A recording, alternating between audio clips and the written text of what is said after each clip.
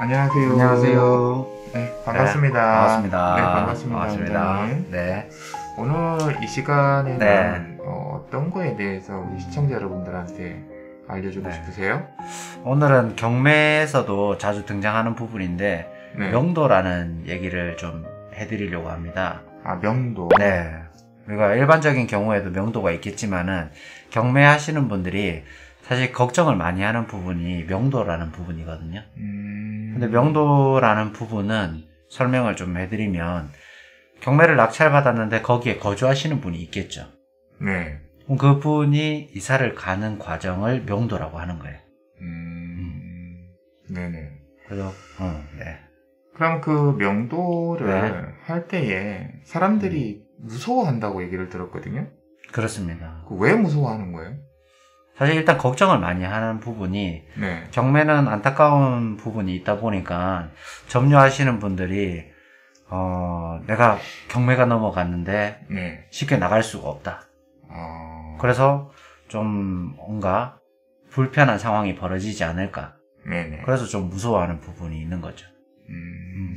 그러니까 잘 나가지 않거나 뭔가 예. 문제가 생길까봐. 그렇죠. 그래요. 제가 뭐 얘기 듣기로는 막 싸우는 경우도 있다고 얘기를 들었거든요. 그런 부분도 있습니다, 실제로. 그 세입자분이 네. 배째라 네. 뭐 이런 분도 간혹 있다고 하시더라고요. 그런 분도 있을 수 있죠. 사실인가요? 네. 그렇군요. 근데 이제 대처를 어떻게 하느냐가 중요한데, 저희는 이렇게 얘기를 드려요. 대처를 막 너무 잘하려고 하지 말고, 그냥 몇 번 얘기를 충분히 해보고, 네. 안 되면 법적인 부분을, 절차를 밟아서 해야 된다라고 말씀을 드리죠. 근데 내가 강제적으로 뭔가 합의를 계속 이끌어내려고 하면 오히려 문제가 생길 수가 있으니까요. 오히려 화가 된다. 그렇죠. 서두르지 마라. 맞습니다. 자, 그러면 네. 오늘 그 명도 중에서 네. 전체적인 설명은 우리가 나중에 나눠서 올리도록 하고요. 네네.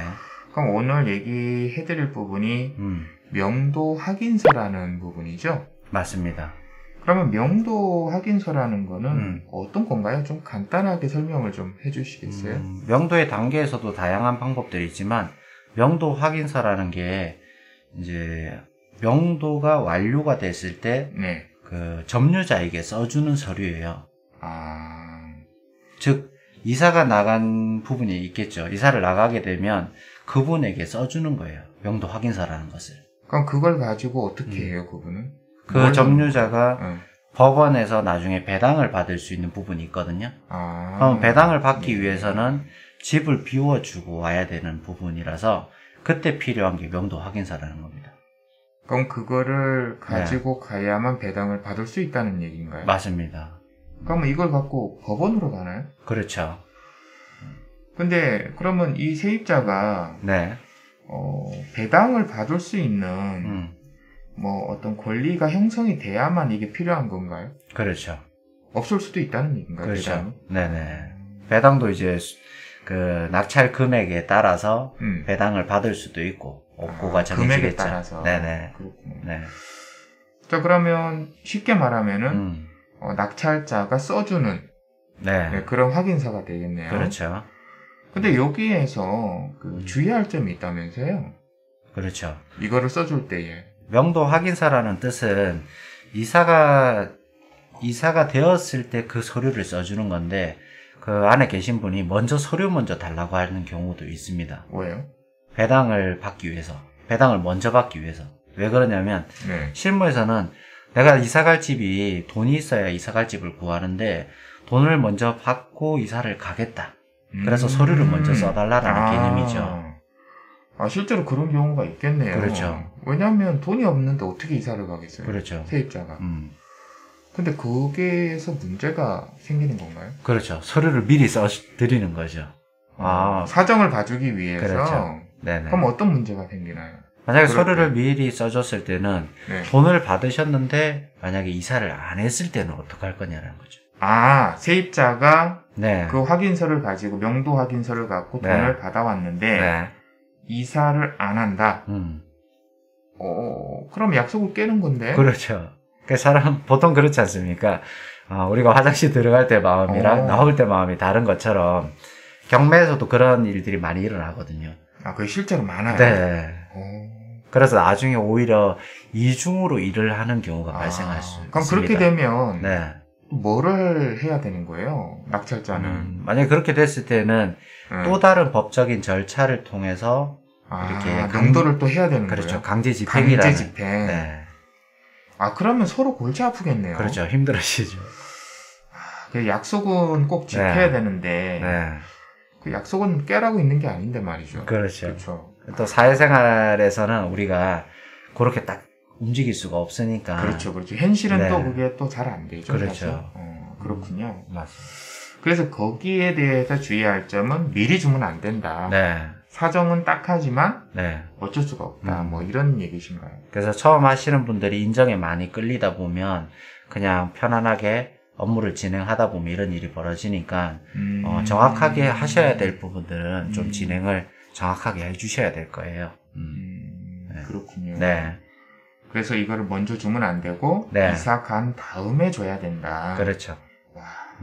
근데 이게 또 사람 마음이 또 약하잖아요, 사실. 그렇죠. 네.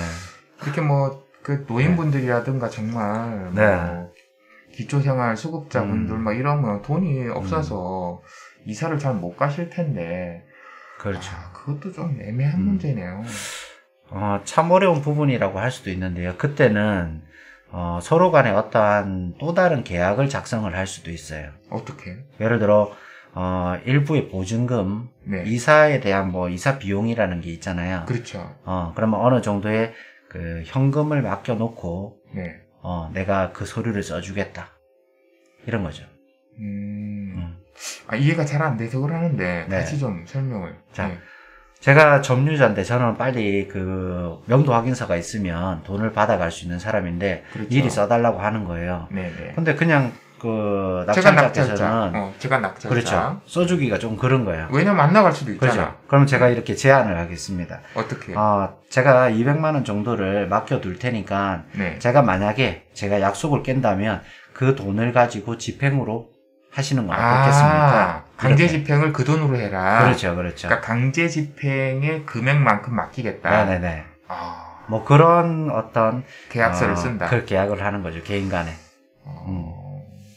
그렇구나. 그러면 낙찰자인 저의 입장에서도 강제 집행 금액이 딱 들어와 있으니까 그렇죠. 그거 그냥 하면 된다는 얘기잖아요. 그렇죠.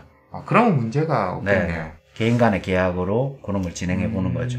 그런 것도 괜찮은 방법인 것 같네요, 여러분들. 네, 알겠습니다. 그 좋은 아이디어인데요. 그렇죠. 너무 우리가 법적인 부분만 강조할 게 아니라 서로 어떻게 하는 게 가장 좋은지를 찾다 보면 이런 방법도 해보는 필요가 있다고 생각을 합니다.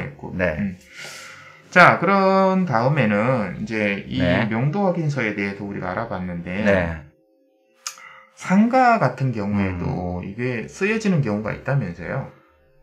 상가 같은 경우에 우리가 그 재개발이나 재건축을 할 때 안에 영업을 하고 계시는 분들이 있잖아요. 그렇죠. 그러면 그분들과 건물주와의 관계성에 문제가 생길 수도 있거든요.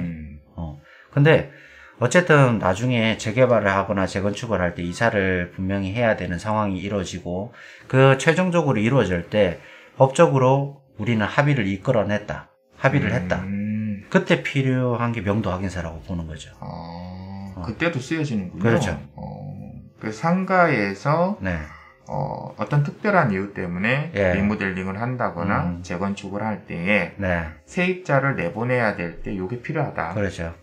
그냥 합의를 하는 게 아니라 그 점유자분께서 재건축을 이유로 이제 명도에 합의를 하셨다. 뭐 어떤 증명을 하기 위한 서류로 쓰인다는 거죠.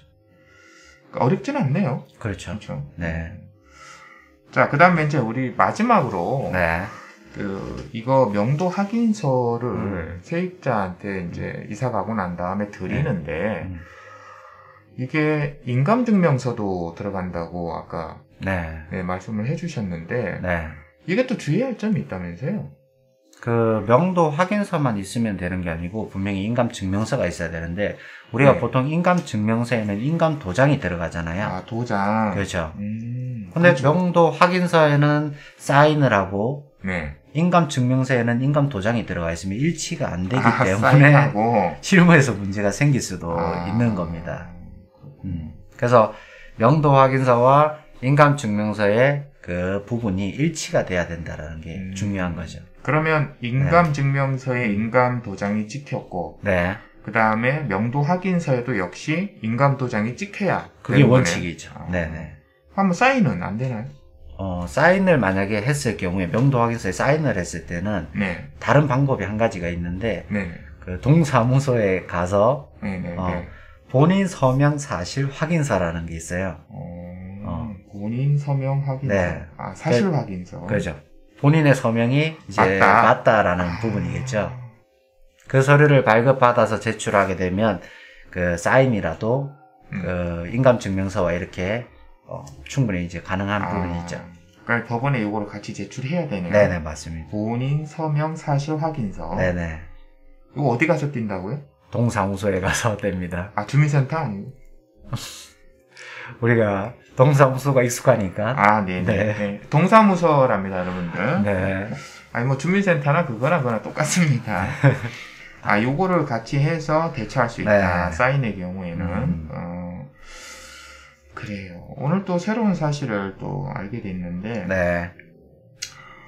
요런 거를 또 알고 있으면 아무래도 경매하는데 큰 도움이 되겠죠. 그렇죠. 네, 아무튼 오늘 좋은 말씀 감사합니다.